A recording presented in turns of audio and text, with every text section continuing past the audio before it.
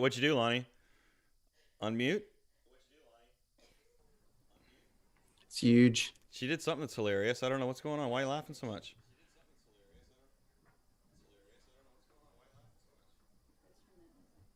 So you got us on hold here, Lonnie. What are we doing?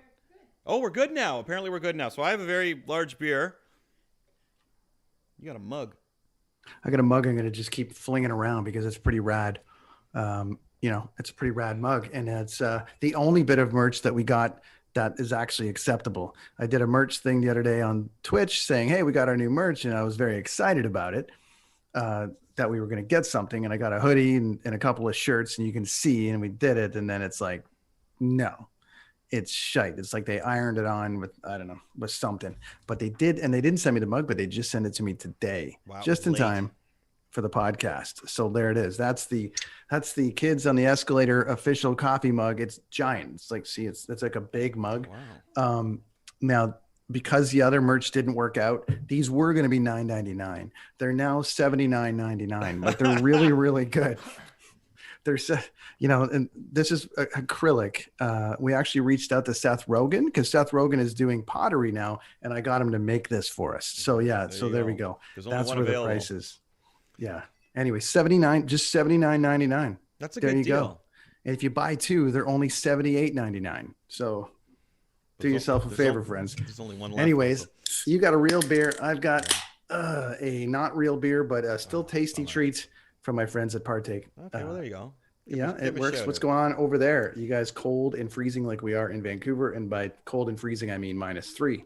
Oh, whoa. Yeah, so I guess we're kind of like that. I don't know. It was nice out today.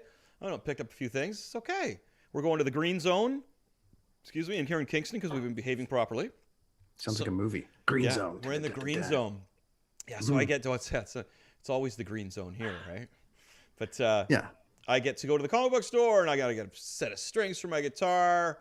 Got to get some inking and drawing supplies from Michael. So I'm looking forward to that and helping support the town again. Some of the smaller business. One of them is a big one, but the rest of them are smaller that I got to go to. I think. Yeah, I'm stoked. Is Michael's? Is there a local art store though that you could go to, or is Michael's kind of the go-to for what you need? For what I need, Michael's is it. I haven't seen any other stores that really have that. If you're out there, let me know. Our cat is bouncing around on here. Your cat's nuts. Dude, like every podcast, single time you do a show, there's a dog peeing on the floor or a cat jumping on your head. Beans, that's what something's going on there. Beans does that to get our attention. He'll jump like on the table, or if you're on the couch, he'll jump on you.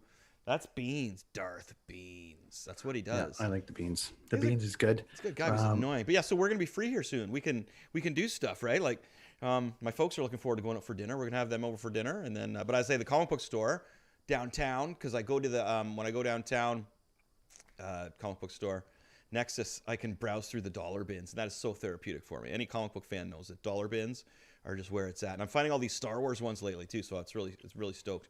So I'm looking for. Are the dollar store bins though in a comic book store? Obviously, the guys that run the comic book store, they're not. I mean, they're not really putting any gems in there, are they? Oh they're yeah, just kind of. Yeah, they are, and they laugh about it too. You got to find it.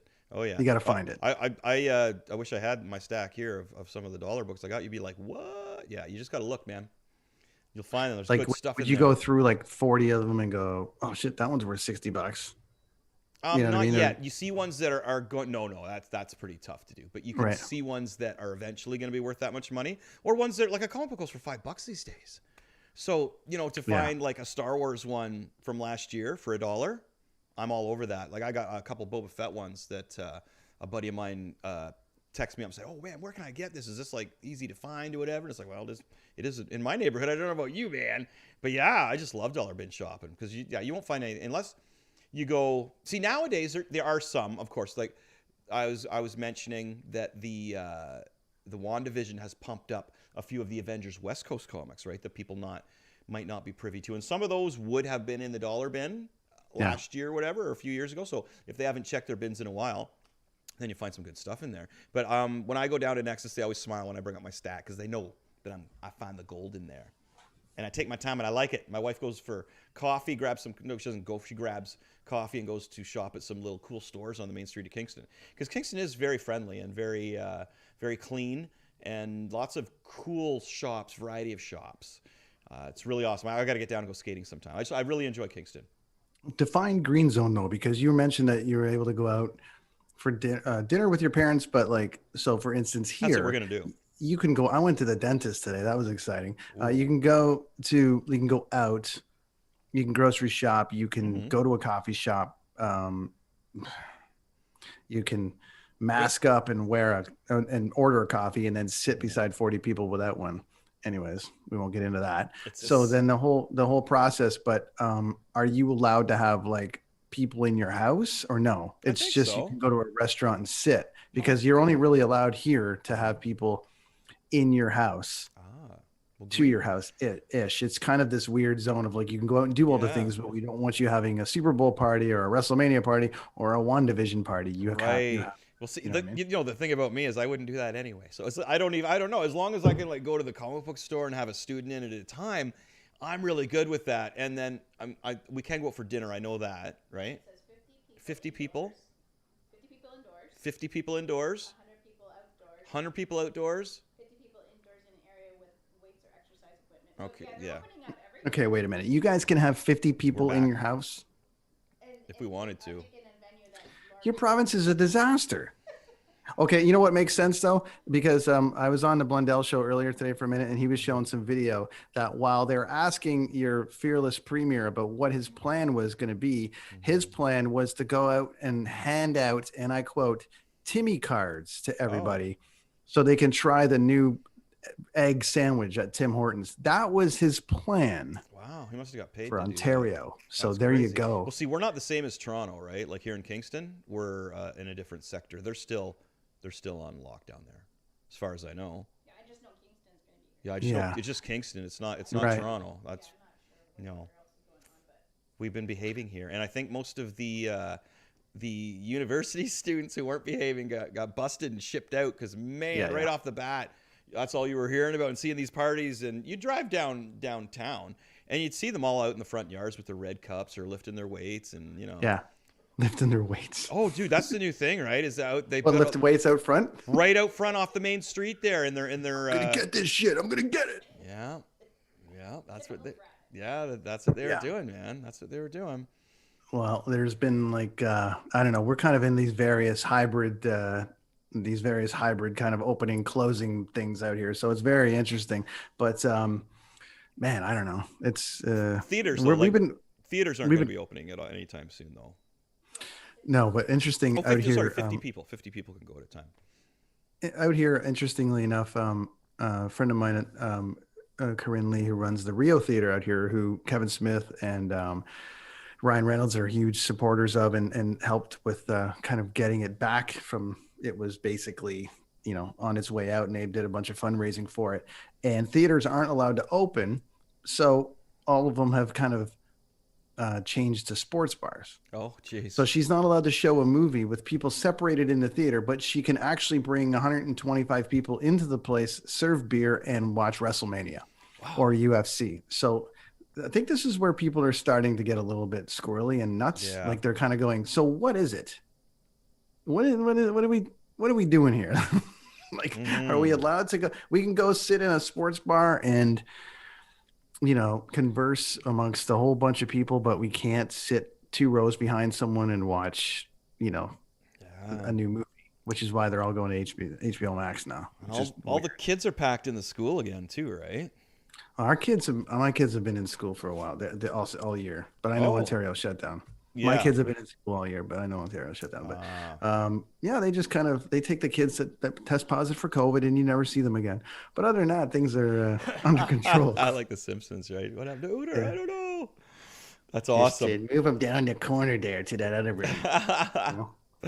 Yeah, I just have one person in at a time here for my in-house students now. Yeah. I don't let the parents come in anymore. I just like one at a time. Plus, it keeps the neighborhood here not worrying. If you see like a whole bunch of people coming in out of your house right now, I don't want to freak anybody out, So I just keep it, and I have a 15-minute buffer zone between the students here at the house.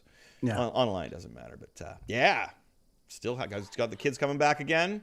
Mm-hmm. So it's good. Got to teach, which is good. Yeah, teaching the rock and roll. You don't have to put some PPE on. You don't have to teach guitar with a face mask and a whole thing. Well, no, I have to wear the mask. I got to wear the mask when the kids come. That's just polite right now. Send you some PPE so you can be like those guys from ET. Oh yeah, the great big suit. That would be really cool. That'd be good for drawing. They could draw me like that, right? That'd Also, really in rad. In Back to the Future, did Marty dressed up like one? Oh yeah, with the Eddie Van Halen tape. Yeah. Which is wicked. Oh yeah, that's funny. I was behind a guy in a huge pickup truck today, and he was kind of ticking me off until in his windows, he had this huge classic Van Halen thing, and he had this great big Van Halen thing in his back window. And until sometimes when you're behind a great big pickup truck, you're kind of like, that's great. That's great. You can't see around them or anything, and it's like we're in the city. What are you doing with a great big truck? That doesn't make sense. But then I saw the Van Halen thing, and I was all good with it. That was my moment. Van Halen makes everything right. That's why when I do our posts about what we're doing, I always post some kind of Van Halen song with it, just to make everybody feel better, because everyone feels better. I mean, even a couple weeks ago, Ray, who played with Dave, we call him Dave. He's our friend, Dave Roth. Yes, of course. DLR, man. Yeah. And he told a great story, and I can't wait to get Ray back on to tell more stories. So, and I want his kids to come back on and have another. We need another round of that Spider-Man battle. We got to know what's coming though, so that we can kind of prep it up. That was awesome. Yeah, I really enjoyed that. So today, a few things going on. It's you and I running the table today. We're going to bring our friend Marc Garniss on, who's in the waiting room, kind of hanging out. Yeah. Who works with the Kingston Canadian Film Festival. Talking about their program. You've got something coming up there. I do. I have a comic book workshop program, and this is the cool thing about it. It's through Zoom. Your kids or you yourself can take it. Can take this workshop anywhere around the world, basically. I guess anywhere Zoom is. I don't think it'd be in like North Korea or anything, right? But he's coming in now. He's going to tell us all about it. So yeah, so you can sign up for that. I think it's like $20 or something like that, and I'll go on for hours. Because I do. For $99.99, we'll throw in a mug. There you go. Because they're only $79.99 now. Those mugs, they're going to go quick. Look at the size of the thing. It's like, Yeah. Jeez, that's good. That's a lot of coffee. You could, that's a full beer can I fit in there. Okay. Whatever that is. Oh, yeah. Okay. It was a smaller one, right? Yeah. Yeah. The normal size, I guess it would be. Kind of standing by below there on the tech side. We'll see how he's doing there. What, Mark? But yeah, he's still waiting to get on. But this is the Kids on the Escalator weekly podcast. Yeah, it is. Tuesday night. That is Chris Machete. I am Brent from the Brenton on Tour podcast. Now Journey for Java, the podcast. Kids on the Escalator podcast. And if you checked out our channel last night, man, like 1,000 people did. Mm-hmm. I did my guitar lessons. And man, that was kick. Thanks everybody. I gotta say, man, the love you guys are showing me on there is really, really cool. I appreciate it. Thank you. It was my third one, Lonnie. Third episode. Yeah, over 1,000 viewers. Thank you very much. Thank you very much, folks. Appreciate it. Put Mark back in the waiting room until he's grounded. Mark, you're grounded until you figure this out. He'll get there. Yeah, no. You know what I mean? Do we have enough time to talk about what's wrong with your Vancouver Canucks? Well, Mark is a hockey fan, right? I know, so maybe we can talk. We talk about the Vancouver Canucks. I mean, listen, I'm a Leaf fan first and foremost, so I cheer Leafs against the Canucks all the time. So hey, they routed them, but man, the rest of the time when I'm not getting Leaf coverage out here, it's Canuck coverage, and so I wanted to have some kind of encouraging sign out of that series that maybe I didn't expect them to lose all three. Maybe they would lose 2 with like an OT split or something, but not get routed. Right. And it is just plainly obvious that the off-season moves that this team attempted to do. What did they do there? Sorry, what did they do? Yeah, they got rid of everybody. Anyone that they couldn't afford. Hey, Mark. Yeah. Oh, hey. We don't see you, but we hear you. Yeah, we can't see you. Oh, wait, 1 second here, guys. Hit that video button. Yeah, hold on. I'm just on my at-home computer here. There's cats everywhere, just like here. We'd just like to point out for the record that nobody can see. This is Marc Garniss with the Kingston, Canadian Film Festival, Independent Film Festival. There you go. But he can't figure out his video. No, so the biggest film festival in Canada. God damn it, Zoom around. You can probably see me now, right? No, I can't see you. No, we can't see you at all. We got your name. Yep. Hello to everybody watching from home on the internets and all the things. Yeah. If you've tuned in tonight, thank you very much. It's we appreciate you coming by, hanging out, tuning in weekly. Yeah, we still got the regular group. We're still going to talk about some hockey here, some NHL, because NHL's back for most of the places. I'll get on. We're still going to talk about Quentin Tarantino movies. Man, That's right. There. Oh my gosh, we can kind of see him. Oh, I don't know what I did. Hi. There's Hey, Mark. buddy. Hey, Mark. It's Mark. Hi. I'm in transit here. That's all right. I guess he didn't get our HD memo. But anyways, hey, buddy, what's happening? Hey, guys.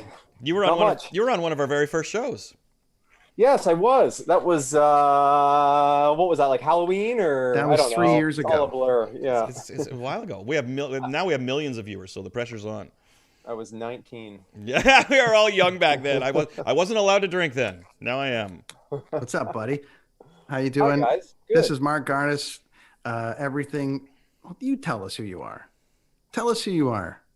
Who am I? Okay, well, you guys know me from music. I used to play in a band, I Hate Sally, and that's when I met you guys back in the day through music. But I think I have been invited on the show through my job with the Kingston Canadian Film Festival. I'm the festival director there. So, yes, I am both those things. Very nice. Very nice. Yeah. Yes, it's excellent to have you here in the Kingston Film Festival. Sorry, let me make sure I don't make that mistake because I twittered out to Kingston, Jamaica today. Oh, yeah, I know, right? Which they haven't updated their Twitter account since 2016. So if you guys are going there, they might be having a festival, but not in 2 weeks. I think when you sent me that, I was literally on Twitter sending messages out, like probably my third or fourth one of the day. And you're like, you haven't sent a tweet since 2016. So, yeah, I don't know what you found, but... Yeah, I found well, anyways, it's out there. So if we ever go to Kingston, Jamaica, they'll know we're coming. They already have a Twitter account. What's the proper name for your handle or name for the festival? It's King Can Film Fest. So there we go. Diener from FUBAR, he remembers it due to the King Can, like the King Can of beer. Beer. So Yes. Yeah, so he really liked that. So the King Can Film Fest. And it's all wherever you go, that's what we are on. Mark, you know what your mic sounds like right now? Every time you're grab twitching. it with your phone, it sounds like this. Oh no. Well, here's the thing. I don't have a mic. No, yeah, it's right there. It's on the deal. It's on the headphones there. Right there. That's your mic. It's good. It sounds good. You got Good it. now? Yeah. Okay. No, it's right there on your side there. Oh, gotcha. Yeah, the little squarey thing, you were touching it, and we were like, Oh, this is where we were. Lonnie's laughing at you over here, Mark. She's the producer of the show, right? She actually is. She's laughing at you here. If you can't bust Lonnie, the balls, says they hi, can't Mark. come on the show. Lonnie says I do Lonnie have a says mic. hi. I don't think my mic's as good as Brent's though. I do have a mic in my office, but that mic that you have there, Brent, looks pretty awesome. Dude, This this one here. Max. This was. Remember me telling you the story of this one, Mark? This Yeah. was used in a recording of not this actual mic, but that style was used in a recording for a Megadeth album. Remember I was telling you guys that? Yeah. But it was a cymbal or something for way off in the room. But I feel like Good mics. Our friends at Blue Microphones have sent people from the network on the Blundell Network these for being a part of the network and these. So hey, I gotta try to sound good and do the thing because people just won't listen. mine's for my jam room. That's all right. Right now. So the film festival begins shortly, and we'd like to support local here as much as we can. And you're a friend of ours forever and ever and ever, like a brother from another mother, and we love what you're doing over there. So tell us all about what's coming up, my friend. Yeah, so it's coming up pretty soon. So we're like most festivals, we're doing the digital thing this year. For a while, we didn't really have a choice. I think theaters are actually going to start opening up in Kingston again this week. But anyways, that's a little too late. We're committed to the digital festival this year. So yeah, I mean, it's interesting. It's kind of like relearning. I think this is my ninth, maybe even ninth festival. So it's kind of like, you get good at running things a certain way. And so we've had to relearn everything this year. And but I think it's going to be pretty good. Like we've already sold tickets to people like living way out your way on the West Coast and and people down in the States as well. So I think we're going to, as far as just expanding our footprint, I think it's going to be an interesting festival just to see who attends, right? Like we're in March in a Canadian winter. So in a normal year, as much as we do draw some people from out of town, it's fairly limited to people that want to come downtown Kingston. So, all of a sudden now anybody can check out the festival, which is kind of cool. So yeah, we're doing what we've always done. We have, I think we have close to 30 films that we're showing this year, and they're all new Canadian releases. A lot of stuff that people wouldn't normally see, you know, going out to the Landmark or Cineplex Odeon or any of the big chain theaters. They're a lot, you know, they're rad movies, but a lot of them just seem to be underseen.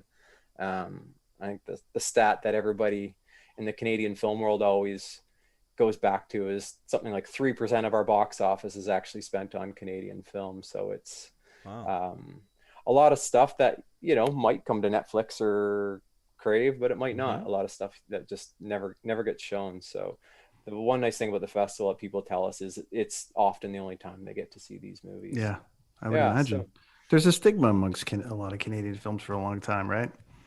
For sure. Yeah. I mean, I think I think not even going back that far, like kind of 15, 20 years ago, just sort of had the stigma as being sort of that Sunday afternoon TV drama, you know, with just like really way too try hard acting and kind of low budget, sort of almost like those Heritage Minutes, except extended out over 2 hours. Right. Know what I mean? You still get the odd one like that, but like on the whole, like the films are really good. Like, I mean, I could name a handful that we have this year that have played festivals over in Europe at, like, you know, Cannes and prestigious film festivals and nominated and winning awards. But yeah, it's just one of those things here. We're so used, I think, to the big Hollywood films. And when you look at the lineups too that are going to Cineplex and Landmark, it does seem to be a lot of the same stuff, right? It's not like they're curating their own programs there. It's like, I'm sure if it's playing the Landmark in out west where you are, Brent, it's probably playing the Landmark in Kingston too, right? Yeah, I mean, that's pretty universal. It's pretty cookie cutter. Yeah. You know, a double, unfortunately, is the same everywhere. That's right. Yeah. You know what I mean? So, yeah. So it's fun. It's a good festival to attend in person, but hopefully people get the same thing from it this year, attending from home too. You know, I think everybody feels like they could use a little break from their regular routine of watching Netflix or Crave or whatever they're watching on a regular basis right now. I feel like it's a good time to kind of throw a curveball at people. I'm just watching hockey right now, so I'm ready for some movies. Yeah. We're gonna chat hockey in a bit, but we got to make sure we talk about the film festival enough here, right? Because we're gonna get on a tangent on something here. I can feel it coming. But let's focus. We're just dying to talk about hockey. Let's focus. So you mentioned you had some younger filmmakers in there, maybe the youngest you've ever had. Right. So we've always had a youth short film program. I think, like, you know, usually when you're a kid, you're not making a feature film. You're maybe making a 5-minute short film for your film and media course, or you know, just a hobby on the side. But we actually have a film this year. It's called How to Fix Radios, and it's by I don't know, Chris, do you know, or Brent, you might know Mississippi Grover from Kingston. Yeah, it's his son actually stars in it. You're kidding me. Wow. Yeah. Okay. I just found out this myself. Really? Wow. Yeah, so the filmmaker's name's Casper Leonard and Emily Russell. They've both had short films in our youth short film program in the past, but Mississippi Grover's kid, what's his name? Dimitri, I think. He's the star. Wow. He's the star of the film. But anyways, the neat thing about this is it's the first feature film that we've shown by kids before. Like they're 16, 17 years old. So nice. Cool. And they shot it all during the pandemic and just in areas around Kingston. And it's cool, you know. They've, as you can imagine, did it on very little budget, but they've put a cool little story together. So what's the criteria, Mark, for I want to dumb this down for a minute. I love doing the dumb down, but someone that's like a budding filmmaker, right? And I know like iPhone and all these companies are really pushing like, hey, you can make movies on your phone now and all the rest of it. What's the minimum criteria to get into a film festival? Like yours, is yours pretty common amongst all of the film festivals, or is it you offer more, you know, like a different take on things, or is everyone's criteria to get into these film festivals the same? Can you do it on a phone, or what are the minimums to make this happen? I feel like that rule got thrown out the window when, I don't know if this film won an Oscar or not, but it wasn't Tangerine, I think it was called. Do you remember that film from 2015 I'm pretty up on it, or but I don't think 16? so. Yeah. Yeah, I almost said Florida Project, but it wasn't Florida Project. It was like a year or two before that. I think it was called Tangerine. It was shot entirely on a cell phone, and you wouldn't have known it unless they kind of led with that foot a bit in the marketing. Sure.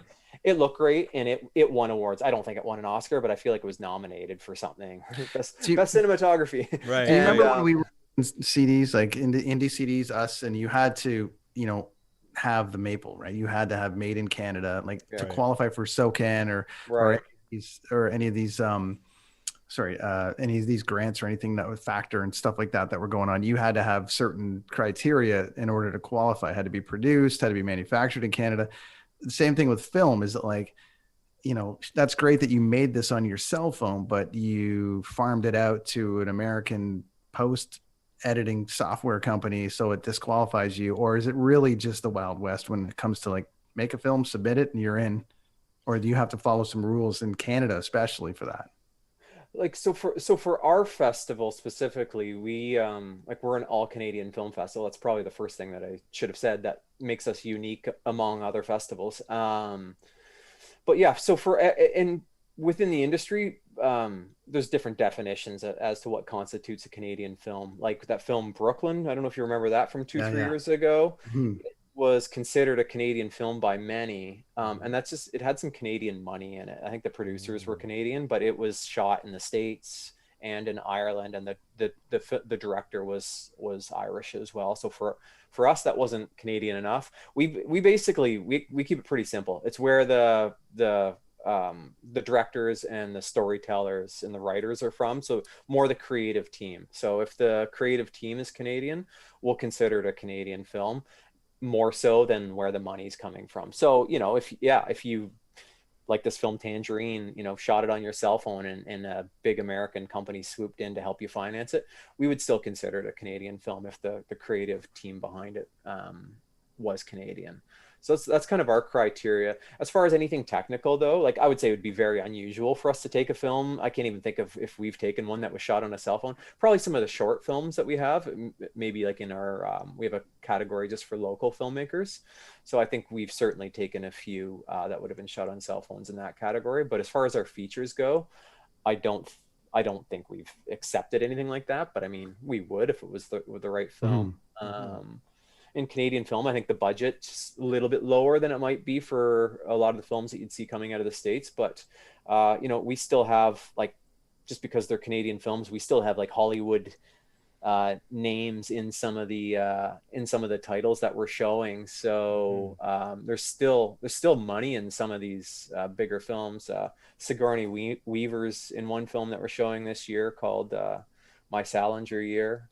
And then Death of a Ladies' Man is another one that we're showing that has Gabrielle Byrne in it. So Jessica Perret, Brian Gleason. So there's some money in some of these films too. Sure, and some of them are winning Oscars. Sometimes it's somebody making their first film. So I'd say we're the only thing that really sets us apart from most other film festivals would be the fact that we're just taking Canadian films. But nice. Yeah. I'm disappointed that you didn't say Sigourney Weaver was starring in Alien 12. Oh, wow. Yeah. Or Ghostbusters 3. Canadian version. Yeah. On that side of it. Awesome, man. You've been doing this for a while, eh? Yeah, I was trying to figure out if this was 9 or 10. Last year kind of didn't count. I don't know if I brought this up last time when when I was on the podcast, but we got like a day of the festival in last year. So I don't know what day the pandemic officially hit out west, Brent, but it officially hit the 14th, the day I landed and got it. Yeah. Okay. Yeah. So you remember, I remember it was day 2 of our film festival. So it was March 12th when it hit Kingston, and it was just one guest after another. It was kind of like seeing airline flights just get canceled. All the guests were just like, no, we're not showing up. Bedouin Sound Clash got here, and their tour manager said he had one hand on the trailer ready to open it when he got a call from the band's management and said, no, turn around, you're coming back to Toronto. Wow. So I think that was sort of the nail in the coffin for us. All the all the directors had canceled by about that time, but when Bedouin, they were coming to play at the music video thing that we were doing, and you know, we were paying them their fee to come do that, and we'd sold a ton of tickets. And I think when they canceled, we're just like, this can't go on any longer. No.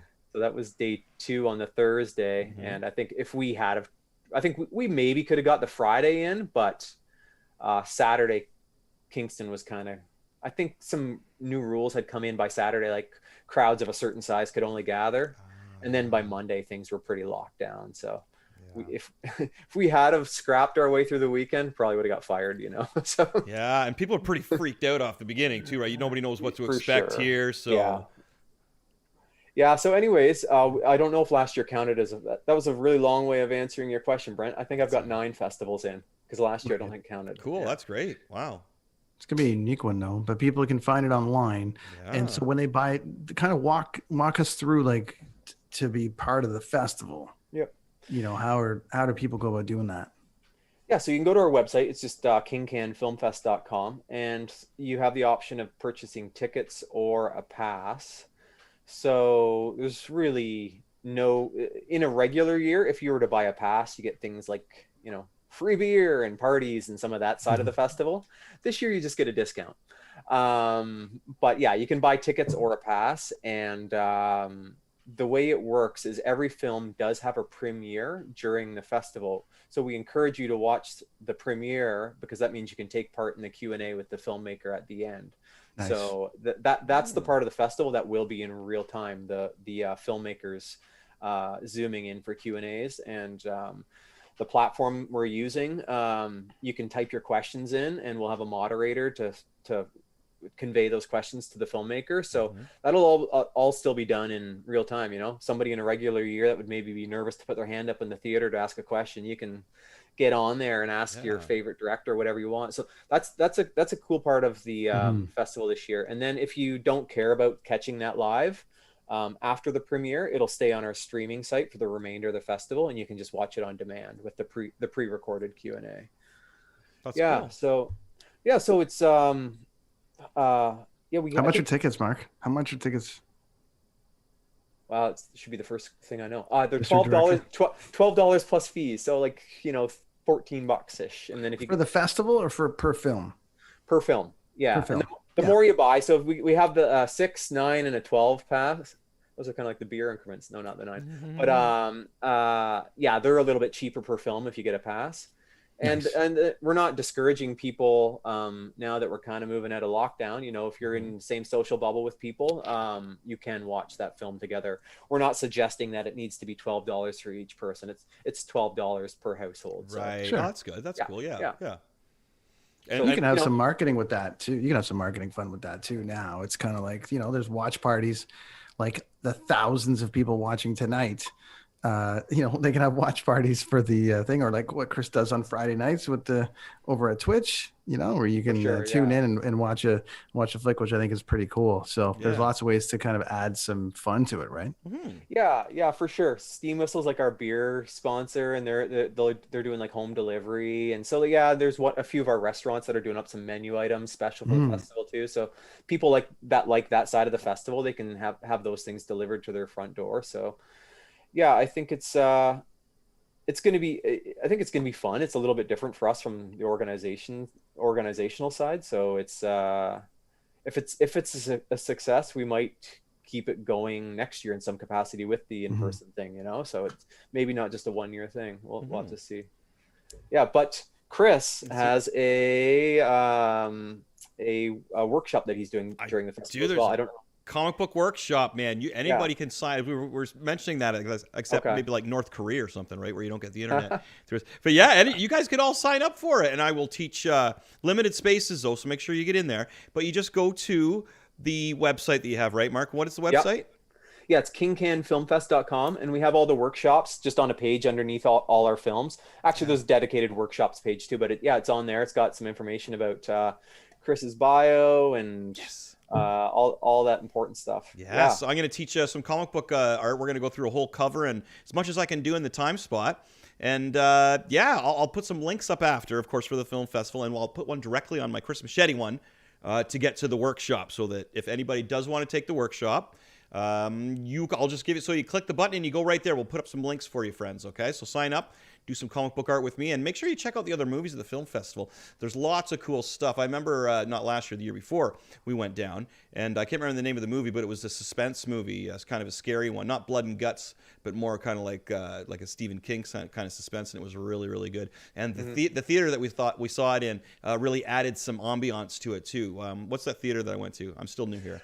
Oh, it's the screening room, but they actually have the shining carpet in their one theater. I don't know if it was that. They have 3 theaters, but they've decked out their one theater with the shining carpet, which is kind of cool. So throwback. The whole thing about it, right? Like the smaller theater. And I had a really good time. The vibe there is really, really cool. Everybody's very friendly. So I could imagine like all the stuff you get to choose from online would be really, really like not lots of little niches that people can get for their movies, right, Mark? Like lots of little itches to scratch. What are the different kinds of movies that you have in there for people? I mean, we have everything. I'd say we're a little light on like horror films this year. We do have, I think we only have one. Admittedly, they're not the most popular ones at the festival. We usually show them in the smaller theaters, and they'll sell out the small rooms. But and just while I'm on the topic of that, you guys probably remember that band, A Dying Race. Back in the day. Geez, yeah. Okay, their singer Terry now, he's writing music for film, so he actually helped make the soundtrack for the horror film that we're showing this year. It's called Bloodthirst. Well, good for him. Just little. Didn't the drummer for that band? Didn't he play drums for Slaves for a while? He did, yes. Wow, we're all connected. That's so cool. That's right too. I remember that now. Wow. But we have some we always have really good documentaries at the festival. We're showing the world premiere of Mouth Congress, which is by Scott Thompson from Kids in the Hall. Yay! Yeah, and it's about his punk band before he was in Kids in the Hall. Right. Yes. Yeah, so that'll I'm excited for that one. It's getting its world premiere, so that should be pretty popular. And then just I don't know, like dramas and everything. We even got some family friendly stuff too. So if you like want to watch with the kids, there's a few in there that are definitely Are any of the actors making appearances on the Zoom? Like Sigourney doing a Zoom chat with people that pay up, or as part of the ticket, or Gleason or anybody like that? We actually got the directors from all the films. So usually our strategy, I mean, obviously if Sigourney Weaver wanted to attend, we'd say yes. But usually when we're going through the films, we tend to ask the directors first. And then if the directors can't do it, then we're like, okay, should we get cast, or should we get like a producer or cinematographer or somebody else? But it's been no great surprise. It's been so easy getting guests this year, knowing that they don't have to get in a train or drive over here or in a plane and hotels and all that stuff. So I think within a day of asking most of them, they had gotten back to us saying, yeah, I'm in. So I think every film we have literally has a Q&A with the director. So I don't think there's any cast. I mean, Scott Thompson is in that film, and he's also the director. So we have Scott on that Q&A, which will be kind of cool. Yeah. And then so I think that's going to be I think a big part of the festival is tuning into those live Q&As and definitely and seeing that side of it, just feeling like you're a part of something. Like I think watching it on demand is great too, but just sometimes, even like when we're watching another hockey reference here, when we're watching hockey games together and like texting each other and keeping in touch, it's just that live feel to it is a little more special than, if you're watching the rerun of the game and I've already seen it. Right. One last thing on it, Mark. The ticket that you buy for the film, does that get you access into the Zoom with the director, or you need to pay? You need to pay up to move into the Zoom. No, it's all included in the ticket price. And when you're in the platform and you hit play, it's the one click, and then we got our trailers and commercials that play at the start, just like as if it would when you're at the actual festival in person. The movie starts, and then at the end of it, the Q&A actually comes on your screen too. So you don't need to click buttons or move around or anything. Wow. It's all, they don't need to download a program to run this or anything. You can just go. No. Yeah, it's a platform called Eventive, and they've I think ever since the pandemic, they've really gone hard at getting this site right. So fortunately for us, like 1,000 other film festivals have used it before us all around the world. So I think they've kind of ironed out any kinks they would have ever had, and it seems to be pretty smooth. Yeah, so we're pretty happy with it. Yeah. Great. Sounds really good. Yeah, man. Yeah. Yeah, I will. I'll send you guys passes. Dates. Yeah, I'm stoked. I'm stoked to do the workshop on there too, man. I always love doing. Yeah, man. Being a part of it, and doing that kind of thing. Yeah. So, is there anything else you need to add about the workshop, or sorry, I mean the film festival, my friend? No, tickets are on sale now, and so you can just go to our website and we'll put the link up and buy now. Yeah. And we're gonna promote it over the next couple of weeks, and then on the 23rd of February on our live broadcast, we're gonna give away a pass. Yeah, there you go. Cool. Thanks, guys. Oh yeah, are you kidding? That's great. God, thanks for supplying us something to give away. So we're not sure what question we're gonna ask or what we're gonna do to give that away. Well, you're gonna. I mean, there's gonna be some tweeting, retweeting, tagging. There's gonna be a bunch of shit. You be in control of that one. You're gonna have to do that one. Trivia and tagging, maybe. Yeah. Beautiful. There's gonna be a whole bunch of things. I think a really good way to really garner some interest in this is to make everybody go back and listen to the last 16 episodes of Kids on the Escalator podcast. Wow. Yeah. And then it's gonna be like trivia time. In what episode did we ask this question? Yikes. Oh, yeah. Drive them up. Make sure we can get a winner, right? That's right. Wicked, Mark. We'll post all the stuff. Yeah. And we'll get you. We'll get to everybody over to there. Awesome thing. So let's remember to buy tickets to Chris's workshop. Yep, we'll put links up for everything. I'm gonna pump it and pimp it, and we'll jam how much all is that it, Chris? stuff 20? online. $20? $20, Mark?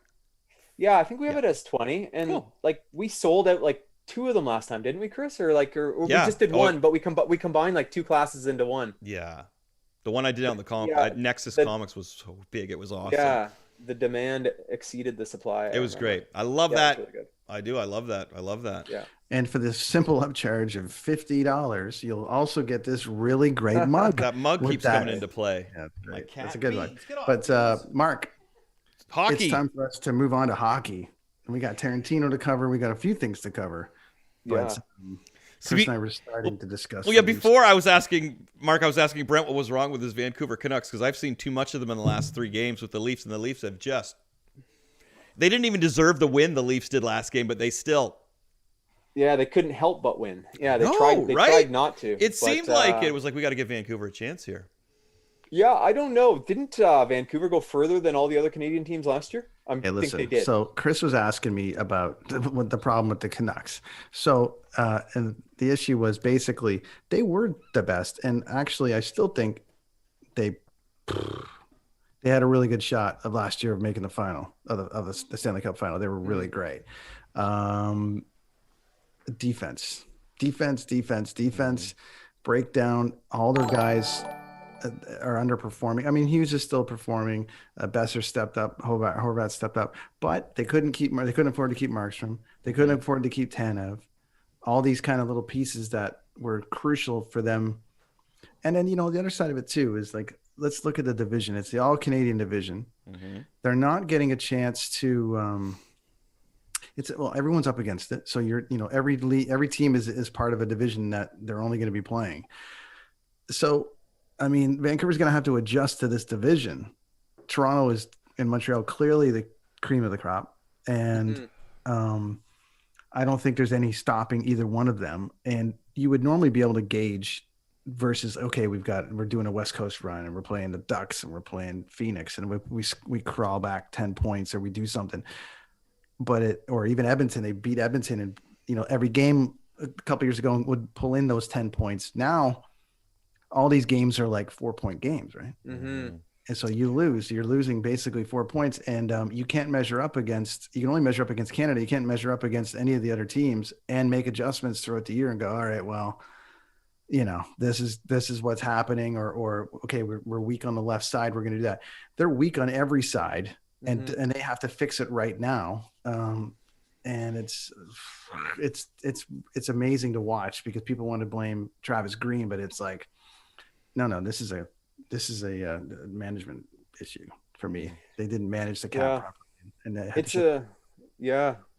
no, for sure. I'm learning a lot of this right now because Vancouver is one of those teams that we just don't really see regularly, and I'm so Leaf centric. Like I I will glance to see what's happening in the West, but that's usually of no concern to me until later in the year when the Leafs are hopefully in a playoff spot. And so yeah, the Canucks have always been this.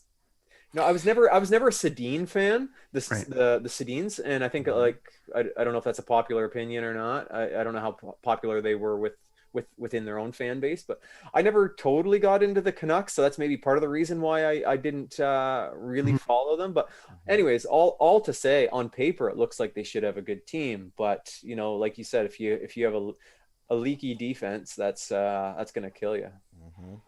You know, and the other side too is that you know, I'm speaking to this Canucks side Leaf argument. Obviously, I'm Toronto born and raised and a Leaf fan at heart. But when I moved to Vancouver, you barely could get Leaf games.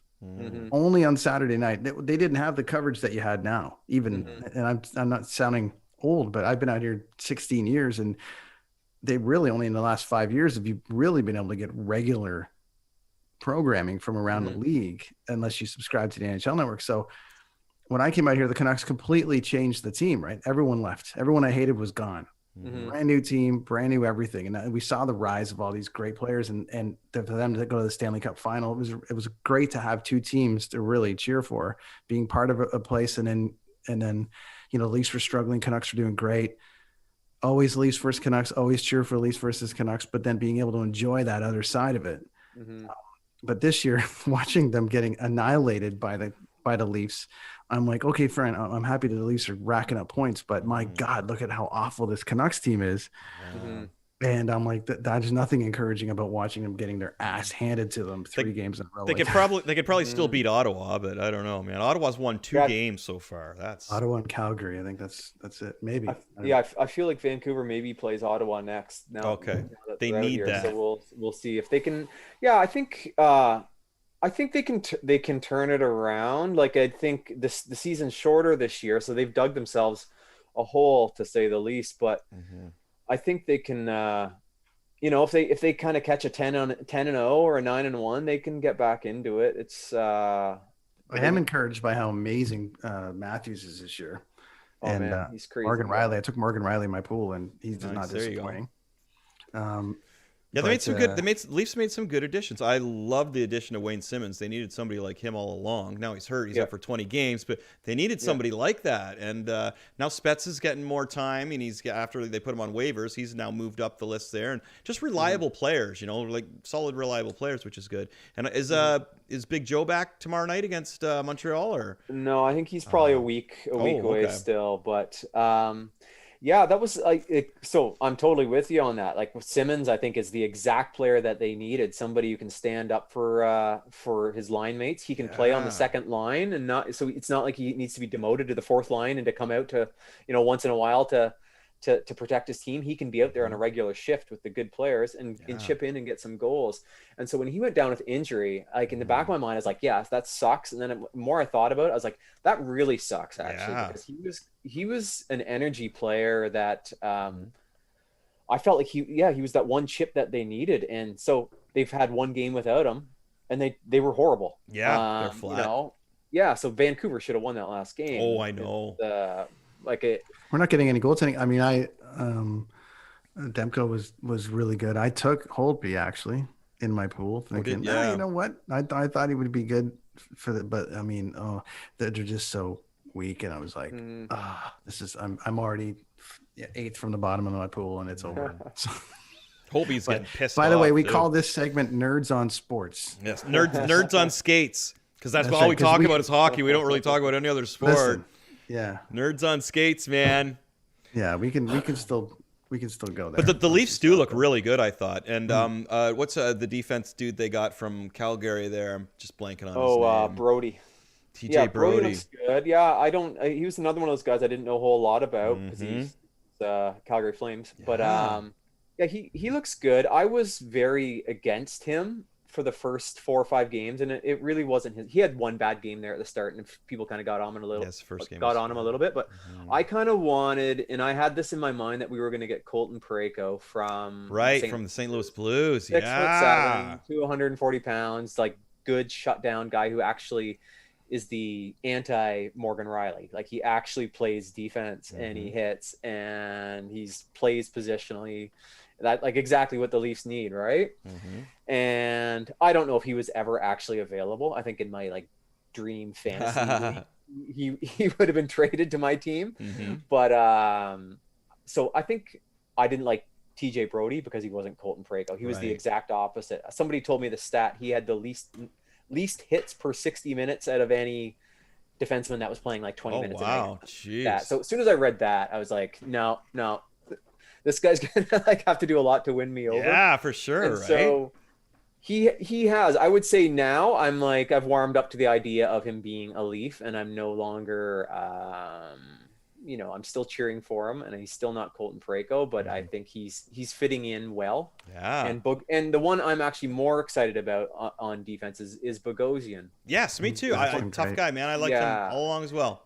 So he's a number 6 D-man, like through and through. Like, I don't think he ever even has business being on your second defensive line, but he's like kind of Roman Polak. Yeah, who I used to always right? like, He was always in position. He's probably not going to score a goal this year unless it bounces in off a couple skates, but he's that's not why they've got him. Yeah, and he's big and he looks intimidating, Tough dude, I wouldn't want to skate. Mark, to your points, I'm an 8th line left winger. So you know. So we have the same traits. If it goes off my head, if it goes off my ass, there you go. Awesome. Canceled. Moving along, gents, let's go into anyways, that's Nerds on Sports. Yeah, we watch sports. Nerds on I Ice. watched the Super Bowl. I did the whole thing. Whatever. I didn't watch Super Bowl. Stop picking on us. So anyways, moving on, keeping with the movie theme for a minute. We were chatting about the Kingston Canadian Film Festival. Well, we have been on a bit of a Tarantino kick lately here, Mark. Chris especially. And we had Jeff from Moist on last week, who just released a song called Tarantino, with a really wicked video. Which Bridging it, keeping it together. Tune into and go check out the video. They did a great job. Oh, cool. With it. But Tarantino flicks. So Chris, go ahead. Oh, well, mine is Reservoir Dogs. I just can't get enough of that movie. And as you all know, I draw and watch TV basically most of the day if I'm not, doing a few lessons here and there and such, or on here talking to you fine folks. But Reservoir Dogs is just the essence to me of a great dialogue movie where you're not spending a lot of money. They have the great stars in there. Everybody in that movie is amazing. And you don't need a lot of people in the movie either, right? You just need the right people in there. Like Steve Buscemi, Tim Roth. Sensational. Like just love that movie so much. I can't think of anything I dislike about that movie. The dialogue is so good. I've been studying dialogue lately, and I've been pulling a lot of pieces out for a scene that I have where these soldiers are kind of rapping at each other, getting ready to go into battle, right, to face off against some demons here in Kingston. And they steal a little. I steal a little bit from the Reservoir Dogs thing. I love taking the Easter eggs, but there's so many little just one-liners from that movie that if somebody says that, I can name the movie immediately. I'm trying to think, and the other ones, like, because I've been watching them all lately, right? What's the other one? The Hateful Eight. Have you ever seen that one, Mark? Yeah, I have. Yeah, what's that? His second most recent film? I think so. I think it is. Yeah, it's it reminds me a little bit of what's his Once Upon a Time in Hollywood. It doesn't remind me of that plot wise, right. But both movies have that one big scene that kind of just builds up to, and you're just like, holy crap. Yeah. And like it's I expected it more in Hateful Eight than I did in Once Upon a Time in Hollywood. I got to be honest. Yeah, that was a bit more of a curveball, I think, right at the end of that film, for sure. Although I think everybody knew something was going to happen very violent at the end of the movie, just by nature of it, riffing on the Manson timeline. The acid cigarette, the acid dip cigarette, right? And you knew that was the night that all the hell was going to break loose. That was so cool. But Mark, we discussed that movie, Mark. Remember, I made the mistake of watching it tired, and then I was probably like 5 minutes away from like the money shot of the whole movie, and I stopped watching it. I feel like we chatted about that at band practice. We did. Over the cars. I'm like, I liked it. Did you? Yeah, we're kind of. You and Brad were like, oh, you stopped at the total wrong time, right? So I went back and watched the whole movie again, and really took it in proper, and I really, really effing it. I just enjoyed it, man. It was great. It was really good. But it's funny how we discussed that, right? It's like, oh, you stopped at the total wrong time. You just give it like. I think your thing at the time was just like, what was it like what was it about, kind of, and I think that's like, it is one of those movies that kind of just meanders along with no like real hard plot line. It's all these like kind of intersecting stories and just like really, really interesting characters that you don't. Yeah. That's kind of why you don't care that the plot's not maybe the strongest, because you're just like so into these characters. I love that. Yeah, characters with levels and layers, man. I'm so all about that. Yeah. Yeah. And then that final scene is just the big payoff scene. We're like, oh, okay, this is so. Yeah, you turned it off at the exact wrong moment. I know. Right? Up to that point, though, I think it was like, for me, it was still enjoyable. But then I think it's nice having that payoff at the end. Yeah, there's times too when you go to watch a movie, you're just not in the right zone for it, kind of thing. Sure. You know what I mean? Yeah. Like I should have watched like a slasher flick that night or something. You know what I mean? Like yeah. I wasn't. But when I watched it again, I enjoyed it. So the cool thing that I liked about the end of it, spoiler alert, is they took something that ended so horribly and turned it into being they all survived, and plus Buddy got his career resurgent in there, Leo DiCaprio, and his other buddy Brad Pitt, who was going to have to stop working for him and didn't know what he was going to do. He's going to get hired again too, right? So it was it was the Hollywood ending. It was great, man. We all had a positive ending on it. So after you catch it, it's one of those things too where you have to watch it all together. I thought like just jumping back in where I dropped off wouldn't have worked at all. And again, Tarantino's dialogue. Like, are you a big dialogue guy, Mark, or do you like more of like I can go for either, but I have to have some good dialogue in there. Yeah, like I mean, he's I don't know how long the scripts would be on those movies, but yeah, he's pretty dead on. Yeah, there's not too many scenes that let the scenery speak. It's like the people are speaking on behalf of the scene. Yeah, it's very dialogue. Anything I've read about it, it's been pretty like, you can't move off of it. You can't move off of it. And I don't imagine he might give DiCaprio a moment, right? Or a couple of if he smashes his hand on a glass and bleeds all over the place, right? You guys know about that in Django?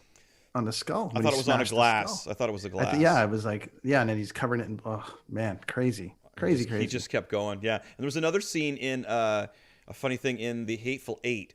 And Jennifer, what's her name, is playing the guitar? Russell. Is that her name? Jennifer Jason Leigh. That Jennifer Jason Leigh is Fast Times playing this guitar, right? And it was a replica, like this, like $10,000 replica. And Buddy grabs it and smashes it. And if you watch that again, watch her reaction. She's like, "Whoa, no, oh no!" And she's looking to the side immediately at the producer. "Whoa, wait!" And she totally breaks character there. And you can see her look off to the side, but they kept it in there. Which again, the reason that was mentioned in the video I watched was because Tarantino is so. You know what I mean? It's like for them to leave that in there was a pretty big thing. So Mark, what is your favorite Tarantino movie? Sorry, I was just curious. I don't know. Like I haven't done a deep dive recently. I think like if you were to like put me on the spot to answer, I'd say Inglourious Bastards is the one that I've like seen the most and gone back to the most. And it's like every scene just hits you. But I was just thinking about it tonight. Let me give you the list. Let me give you the list. Oh, you got a top 5? Reservoir. Okay, so the ones all the movies that he's done. Director and writer. Now he's been producer, but let's just go director and writer that we would know. Reservoir Dogs, Pulp Fiction, Jackie Brown, Kill Bill 1 and 2, Grindhouse, Inglourious Bastards, Django, Hateful Eight, Once Upon a Time. And then he was like either a writer or a producer or contributed to Natural Born Killers, Four Rooms, True Romance, Sin City, Planet Terror. So a few of them. So there you go. There's your option. He had a great one in 4 Rooms. So I just watched that the other day as well. Yeah. Again, Tim Roth. How awesome is Tim Roth? Oh, man. The dude is awesome. So go ahead, Mark. There's your list. What do you got? Yeah, I don't know. I'd maybe say Inglourious. I feel like I need to go back, and I've only seen a few of them once. Hateful Eight I've only seen one time, and I just remembered Ennio Morricone is wrote the soundtrack for that, which is cool. I don't know if he scored the soundtracks to other films, if he did Django Unchained or not. I don't think he did, but it's the sound. I remember now that the soundtrack to Hateful Eight was awesome, and that's one I'd want to go back and revisit. But what else off that list? I feel like I need to also go back and rewatch the Kill Bills. I've seen them both once, and I know they were like kind of the exact opposite of Once Upon a Time in Hollywood. Like they they just like bludgeon you with like scene after scene, and it's not a slow build at all. The dojo scene with I just had her name in my head, then I lost it. Lucy Liu. Holy cow! And I love Japanese samurais and stuff too, right? So that scene was just that. Wow.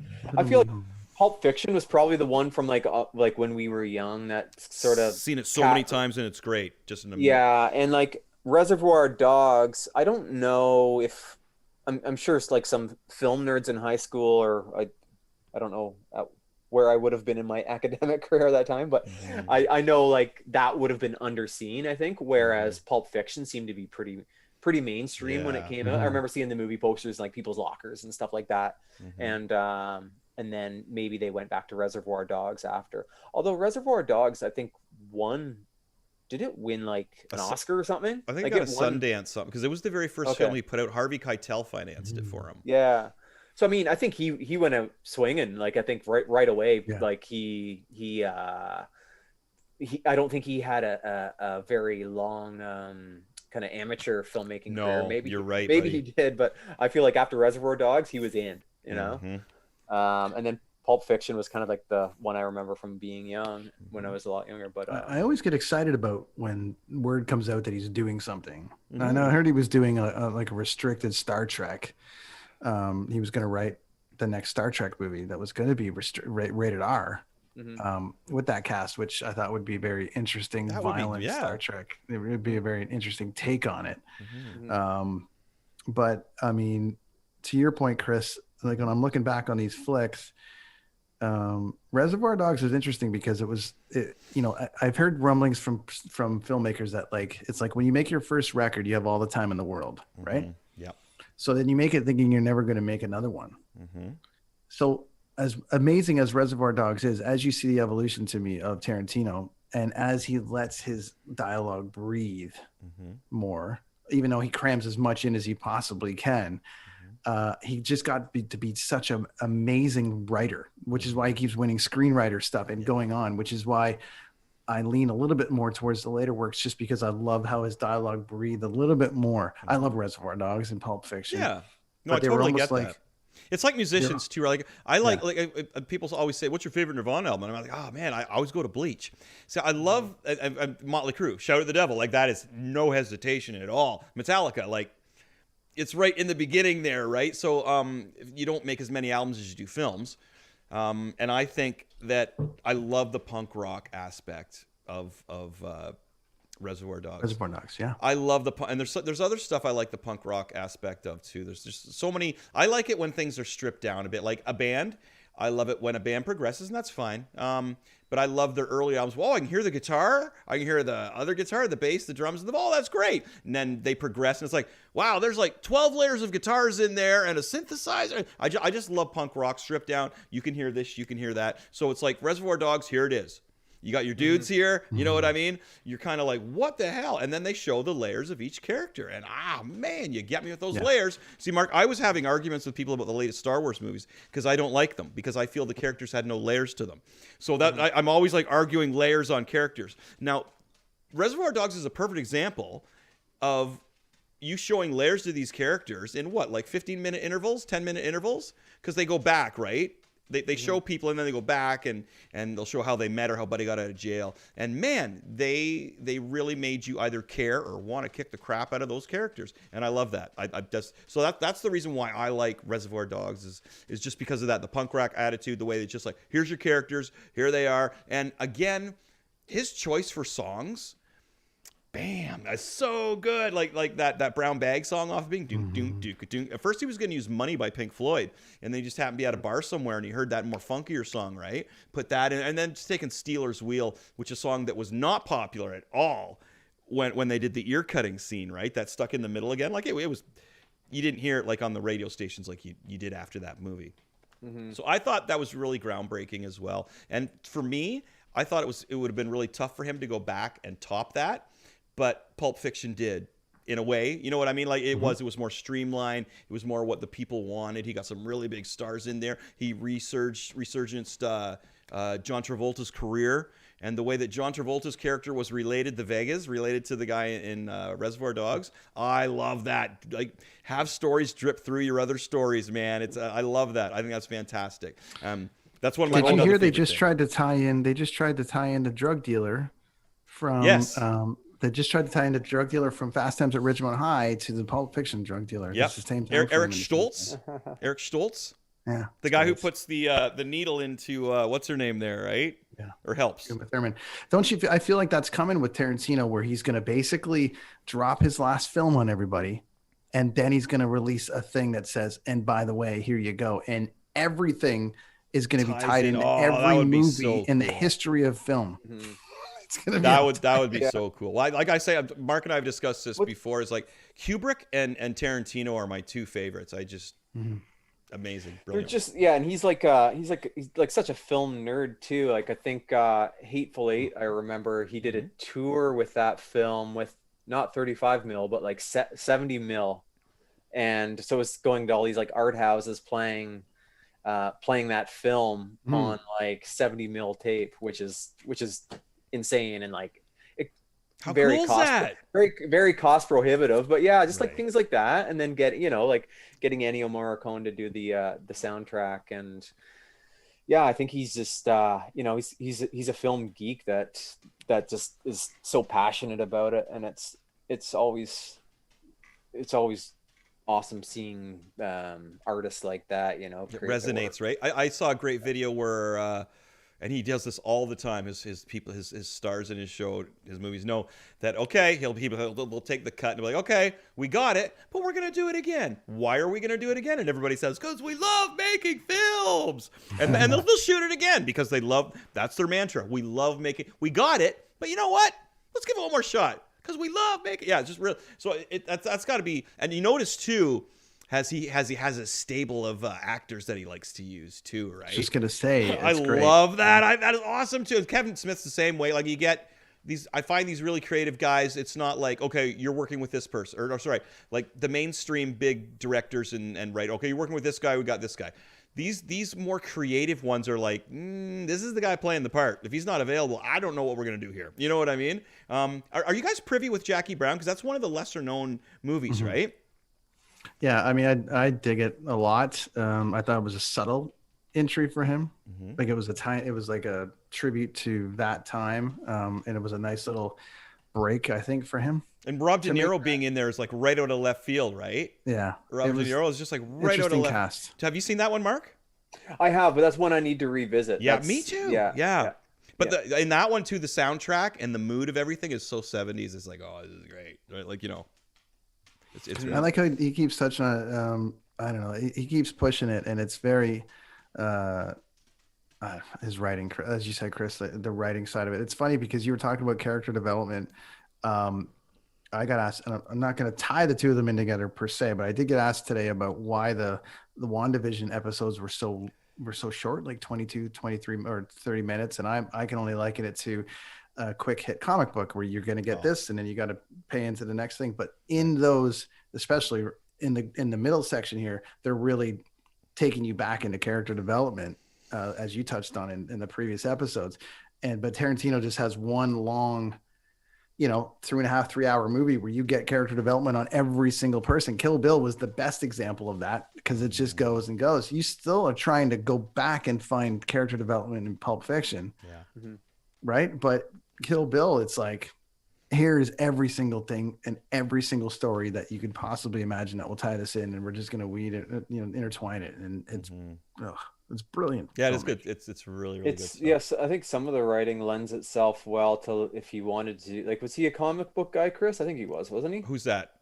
Tarantino. Oh yeah. Because if you look in his first movie, Reservoir Dogs, there's a Silver Surfer poster. Right. Yeah. He's just like the Thing from the Fantastic Four. Yeah, he loves. Yeah. So I mean, you could see it either in that medium or like even like you could almost see a few of his films even being like a theater. Like just a theater set where there's only a few different, like Hateful Eight, like that scene when they're in the, what do they call it, not the tavern, but when they all meet up there, like that could easily be a piece of theater. Yeah. Oh yeah. And that's such a good movie. I did not see what was coming in that movie, like at all. You know, sometimes you can kind of see what's going to happen or whatever, or they let you know. But wow, I was in the dark on that one, and that was really cool. I liked it a lot. That was one that I haven't seen properly until maybe like over the pandemic here. Like I've seen it here and there, but I sat down and watched it like twice in a row. You know, and then I really, really, really got into it. Man, before we get off this, then let's just do a quick. Before we get off this, then let's do and then we let Mark get out of here. But geez, it's 10, quarter after 10. Jeez, but I haven't seen Mark in so long too, right? We used to see each other all the time. He's got a festival to run. I know. But okay, so let's. What's our favorite Tarantino movie scene? Go. Who? Chris? What's your favorite Tarantino scene? Okay, I love. Oh, I can't. You got to come back to me. Mark, I'll start. You guys think about it. I'm going to go with the scene with Don Johnson and Django when they're rolling up and they've got who's the dude from who's the the kid that was part of the my brain. He's in listen to me. I'm trying to. What's the kid that got nominated for the Oscar for Moneyball? Jonas Hill. Jonah Hill. So anyways, Jonah Hill, Don Johnson. Holy moly. I'm sorry, Jonah. Anyways, little Seth Rogen. So they have this great scene where they're rolling up to, go get Django. I'm not going to use any of the words, but they're talking about, one of my favorite scenes of movies in the history of film when they're sitting around on their horses and they can't see out of their hoods. Oh, that's hilarious. Who designed these hoods? And my wife took a lot of time to cut them off for you. Next time you cut your own hoods. Yeah, fuck all y'all. Should I keep it on or should I take it off? My wife's slaved around. Listen, that to me. That was really funny. That to me is the single favorite scene he's ever written. It is absolutely 100% brilliant. And awesome. To have Don Johnson and Jonah, we can't see. How are we supposed to do this if we can't see? That was God really damn it, funny. this is a raid. It's just like the best. So yeah, that was great. Amazing scene. So let's go back to Mark. I guess from Inglourious Bastards, the theater burning scene would be up there for sure. Like that's I guess one of the big scenes in that movie, if not the big. The opening scene too is great too, buddy. Either that or like a tie would be any Christoph Waltz interrogation scene. Like Christoph Waltz. When he's the. I know he's interrogating the theater owner before she burns it down in like her little office room, but then also just throughout the movie, like he's fantastic. Whoever he runs up against, he's gonna get to the bottom of it, and it's just So I'd say any scene with him, or I guess one specifically, the theater burning scene. Yeah, that was deadly, dude. Okay, I got mine now. The very first scene of Reservoir Dogs. The very first scene, the scene in the coffee house there where they're like talking about Madonna videos and not tipping, and that is brilliant. I thought that was absolutely brilliant. Other than that, I would have to say Samuel L. Jackson's scene in Pulp Fiction, where he's just shooting people in that little apartment there, and he does the whole spiel. That whole scene was amazing as well. That was great, and actually it coincided. I thought it was as amazing as the last scene in Pulp Fiction too. But I'm gonna go with the first scene in Reservoir Dogs, guys. Yeah, the very first thing that anybody ever saw of Quentin Tarantino, which is funny because a lot of times with punk albums, I like the first song off the album. That's my favorite song, and that's the first album from a band. It's the same way it is. I just love the dialogue, the way the camera. You only needed those actors, and those actors were perfect. Yeah, love it. Go check them out, folks, on the internets. And while you're on the internets, go visit our friend Mark at the Kingston Canadian Film Festival. Remind everybody where they can buy tickets and where they can go online to watch all the amazing stuff that you guys are doing, man. So go to kingcanfilmfest.com or at kingcanfilmfest on any social accounts, and you'll find all about the festival and Chris's workshop, and go to both. Yeah, King Can, buy it up. Yep. It's not the one in Kingston, Jamaica. King Can. King Can. And Mark is going to give us a pass to give. We're going to get a pass to give away to one lucky listener to go check out a flick. Go check out a flick and maybe ask a director a question. So is that a ticket for the online, or is that like the tickets for the on? Chris's thing? It doesn't matter. We'll figure it out. I was just curious, just to let it. Okay, I wasn't sure because we'll give you a pile of tickets to give away. Yeah, that's great, dude. We appreciate that. Right on. Yeah. That was nice of you, buddy. But the obligation is that if you watch a film for free, you got to buy one. That's just the way it's got to go. You got to do it. You got to do it. So that's how it's going to go. Pay attention to that. We'll give some away in a couple of weeks just before the festival starts. Festival dates, Mark? February 26th to March 7th. Wicked. Yeah. That's me and Marc Garniss. Yoo! Good to see you again, buddy. Mark. We'll both be watching Festival the game director. tomorrow night. We can watch Montreal lose. Yes. Go Leafs, go. That'll be my cinema of the week. Well, I got it. We got to hook up downtown and go skating at least. Oh yeah, I think that like everything downtown's frozen. People are skating on everything downtown. I drove by there the other night, and there people are skating. Mark will go down there. We'll body check some people into the snowbanks, have some fun. Oh, I'm glad you threw that in. I think you were gonna, have a little. No figure skating here, man. No, we're gonna get our body check on it. We'll just bring our sticks and the puck too, and really just clear the ice. Stick and puck there, down there. Stick and puck on day. The side there. That's right, eh? Right on, buddy. Say hi to Maura for me, my friend. All right, guys. Thanks for coming by, brother. Appreciate thanks, it, man. guys. Take care, Mark. Thanks, guys. buddy. All right, talk to you soon. You bet. Bye, man. All right. Da-da-da-da. That was Mark. What Fun a rad stuff, dude. man. Fun stuff. Our old buddy Mark. It goes so quick here, dude. I was like an hour and 15 minutes right there. Hour and 18 minutes. How's your bladder doing? Oh, I'm fine, actually. I'm doing okay, but That's good. That's a good thing. It is. It's a great guy, great cause. Love what he's doing. Indie films, and not so indie as well, but a There's great some chance great for and the film I saw, Brent, that Lonnie and my wife and I went and saw, it didn't feel like we were watching an indie film. It was really cool. Yeah.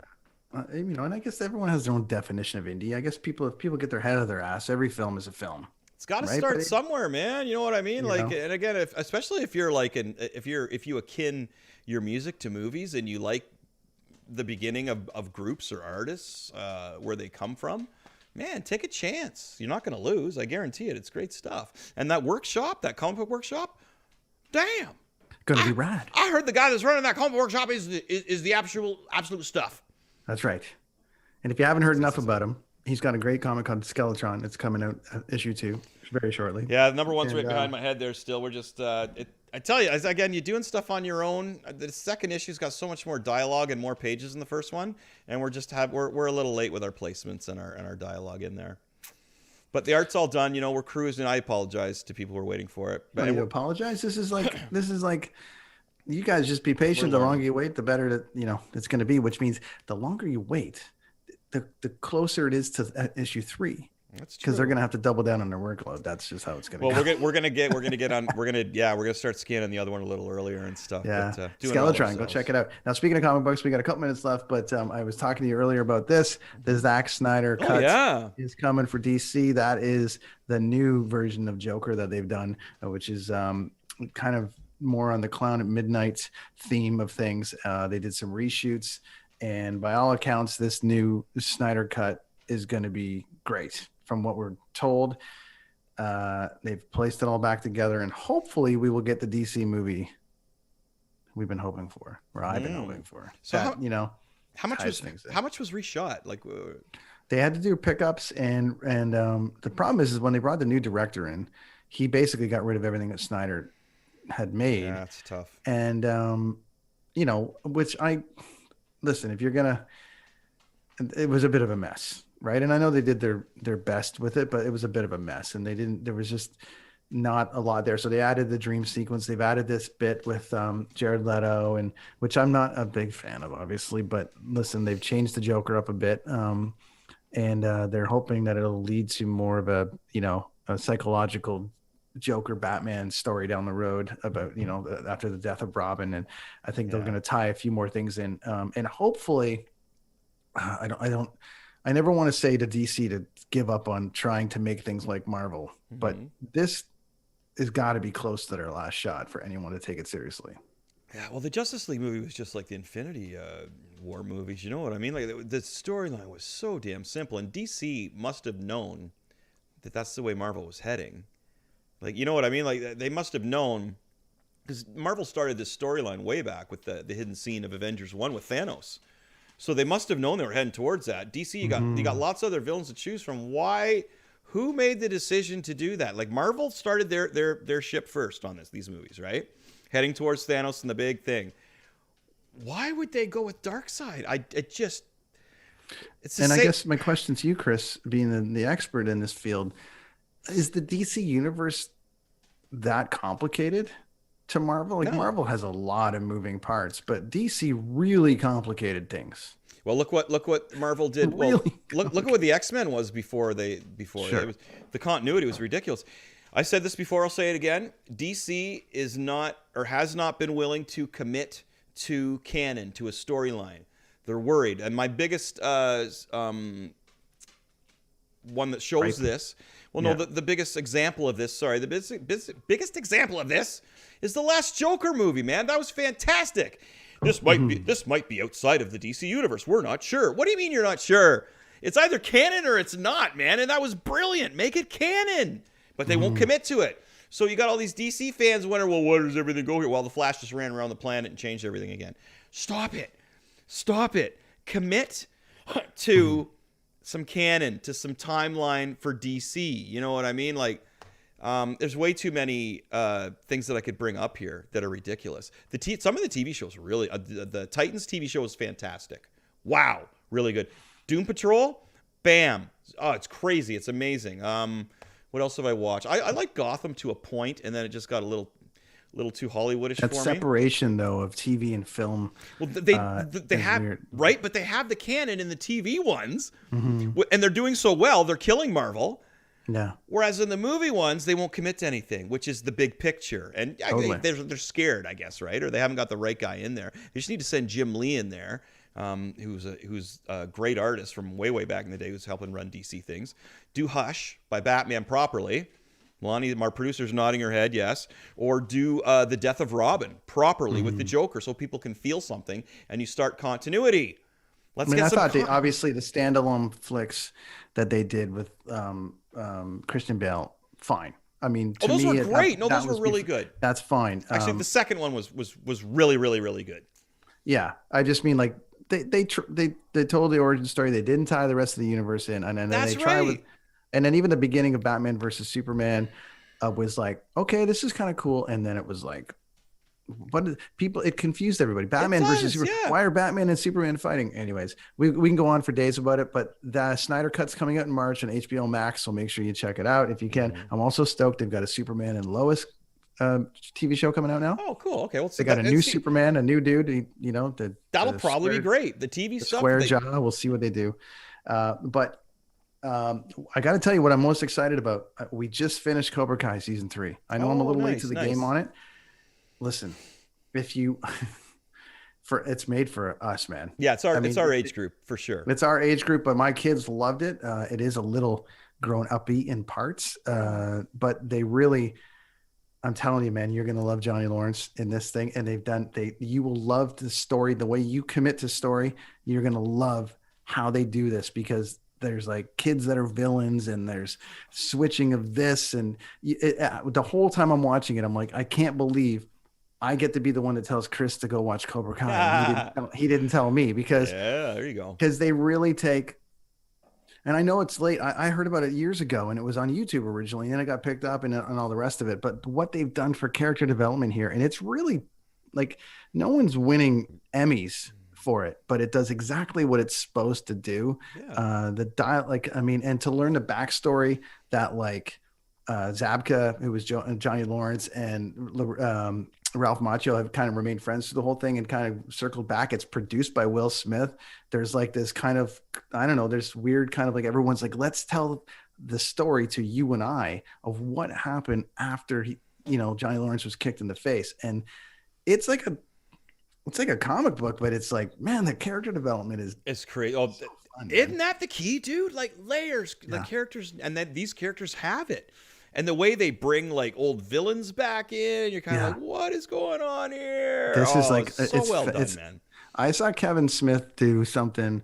We reference Kevin a lot on here. Obviously, we named the podcast after him, but he was raving and almost weeping at the end of season 3 about it. And when Kevin gets like that, I think it's great, because he does really great breakdowns of shows. But I was like, I really got to give it a chance. So I don't get a chance to gush on here very often, but I got to tell you, anyone watching at home, really give Cobra Kai a shot. There's some lessons for kids in there, big time. Every time I'm watching it with my daughter and something goes on, I just kind of give it a look. She's like, "What?" Yeah, your daughter's at like, that just age. don't. Hey, look at the decision that person made, and look at the decision what it led to. There's some really great stuff, but the Johnny Lawrence character, Zabka, to me, deserves an Emmy. He's a producer. He's written it. He's a writer. He's really done a great job with his character on here. And the character development is amazing. So, hey, Chris, I got something for you. What's that? Cobra Kai. Go yeah, watch I know. it. Yeah, and I've seen a bit of it, and the soundtrack for it, of course, is. Oh my God, the soundtrack! There, right? It's everything, man. The soundtrack is everything. And the one thing I'm going to give away on this thing, which is just not really ruining anything, is Johnny Lawrence's love for the movie Iron Eagle. And anyone who came through that time and who doesn't know what Iron Eagle is, Jason Gedrick with the tape recorder on his leg and he's playing Queen songs and stuff. That was my Top Gun. There you go. Anyway, go watch it. Cobra Kai, absolutely deadly. So stoked. One tweet I did make this week though about it is like, hey guys, ease up on the drinking and driving. Because every single scene, someone's wasted and driving their car, and I'm like, it's in the States. It's America. It's in America. Every scene. That's where it is. Sorry, my American friends. I have a lot of American friends, and I apologize for that. But it's true. All right, next week we're going to be back with a big episode because it's going to be it's WandaVision. Because it's WandaVision, the mid-season review of WandaVision. Hopefully, we'll get some of our past guests on here to see where they're feeling about it now. Now that they've seen 6 episodes of it, I think everyone's feeling really good. I'm feeling correct. I'm feeling pretty damn smart because right. I'm talking about things. The first episode, the first time we did this, I gave my opinion, my breakdowns, and I go on YouTube and I don't even want to watch any of the videos because they're like 2 weeks behind me. Them slow guys.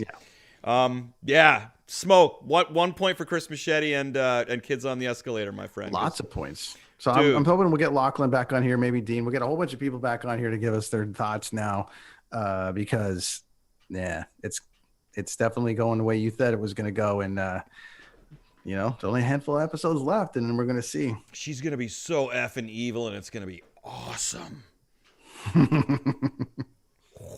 All right, next week we'll see our co-host Mike back with us. We'll see some WandaVision review. We'll see a whole bunch of different stuff. Might even have issue 2 of Skeletron available. I'm hoping. Oh, I'm sure he will. Tell us about all the things you're doing, because you're doing a lot of shit on Twitch, man. Okay, so coming up, we have Friday nights. We've switched from retro movies to retro video games, and man, is that fun. So Friday nights at 9 o'clock, we are playing some classic Nintendo. We have over 500 games to choose from. There's some weird ones. There's some ones you've heard of, like Donkey Kong and Space Invaders. Man, we're jamming them. And it's fun to watch retro video games, right? And on fun to play retro video games. Oh, it's just the best. And Friday night or Mondays, you catch my guitar lessons. You guys are showing, so you're not going to do the movies now. It's going to be retro games for a while. We'll bounce around. Yeah. Right now, cool. We got so many retro games to go through, and we just had so much fun doing it. Mm-hmm. You know what I mean? Like, we like to do things. It's fun watching movies, but...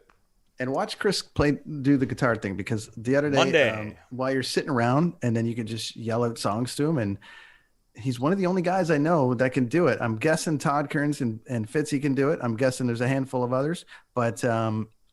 he's one I can yell out, hey man, play some Rats, and within about 8 seconds he's got me a riff-a-rama. Jamming some rap. Rat, yes I was. It was awesome. That's fun, man. I love it. And again, thanks to everybody showed up, because man, like 1,000 people are checking it out, and that's pretty rad for only my 3rd cast on there. I like it. We've got we did the thing about the merch. Ignore the other merch, but here's a fancy cup. You want to order that? You can find that on our Streamlabs site there and what we're doing. And these guys are cool too. If you want to check out Super Zuka, these slashers. Sure. Absolutely. I got to thank my friends at Blue Microphones. Only half of us are thanking them right now, because the other half doesn't have his mic yet. Still using my mic from recording. My half of the podcast is sponsored by Blue Microphones, who sent me this Yeti X and sent me this, and I'm super stoked about that. It's a hell of a mic and a hell of a headphones, and save me a pile of money. That helps me with the Brinson on Tour podcast that you can hear Wednesdays. Switch to coffee. People are like, coffee, sleeping. But listen, it helps you wake up and helps you go to sleep. that's the purpose of the coffee cast. But I got some pretty rad guests on there, man. I got the original Mocha Gel in my first episode. Nice. Fantastic. Did coffee for Machine Gun Kelly and Korn, and kind of a big deal amongst them people. So you're a Machine Gun Kelly fan now. Those are the kind of guests. You're a Machine Gun Kelly fan now. Look at you. No, I'm not, but I'm a Jeremy Gersey fan. Oh, okay, sorry. Whoa, Machine Gun Oh, Kelly. I have to say something. Listen, a friend of mine, I got to say something about, and I'm not hacking on Machine Gun Kelly, but what I am going to say is I found the greatest review of the Machine Gun Kelly song. And I have to, how do you write the Machine Gun Kelly song? I thought it was brilliant. Ready? Mm-hmm. Write down some mediocre lyrics, preferably with a pen and paper. This will make the next steps easier. Arbitrarily scratch out half the consonants in the words you just wrote. You won't be needing them. Replace half the consonants you just dropped with extraneous vowels. And it doesn't matter which one. Sing your new song in a shitty voice, because everything he sings has got that. But it's the new rock. Not hacking on him. I just thought it was a funny review. But my first guest did all his coffee, and go check it out. And those are the kind of guests we're getting. We're getting musicians and bands talking coffee. It's not just coffee snobs and assholes. You know what? You know why I like coffee? Keeps me regular. that's it. Well, if you do it right, it does. Yeah. And for everyone watching at home, don't say my Timmy's. If you do, you can stop watching the show. I make my coffee at home. I don't even know what I buy, man, but it keeps me regular. I'm just saying the term my Timmy's. Okay. How's your day? Well, I started by getting my Timmy's. Right. Yeah, I'm not I find it, anytime I've gotten it, anytime I've picked up Timmy's coffee, and man, I haven't remembered the last time I've done it, but it always tastes burnt. It's the term I'm talking about. Well, no, I get that. No, I get that. Well. I get the term. I get the term you're talking about for sure. How you mess up an Americano to me boggles my mind. But your premier is all happy about the new egg sandwich instead of fixing COVID. So go Ontario. Hey man. Yeah, I don't know what to tell you. It's the PC guy. I don't know what to tell you about this. I don't do politics, man. I don't know. I don't know what to tell you. Anyways, drink great coffee. Watch our show. Do things. Buy Chris's comic. Tune in Mondays to him. Tune in Wednesdays to me. Tune in back on Fridays to him. Keep doing the thing, and definitely tune in next week for more WandaVision. Yeah, and we'll have, you never know who we're gonna have on the show. We'll have some guests. It'll be cool. People. That's Chris Machete. I am Brent from the Brent on Tour podcast. Good times. Rad dudes. See you, everybody. Up? You gotta be fresh.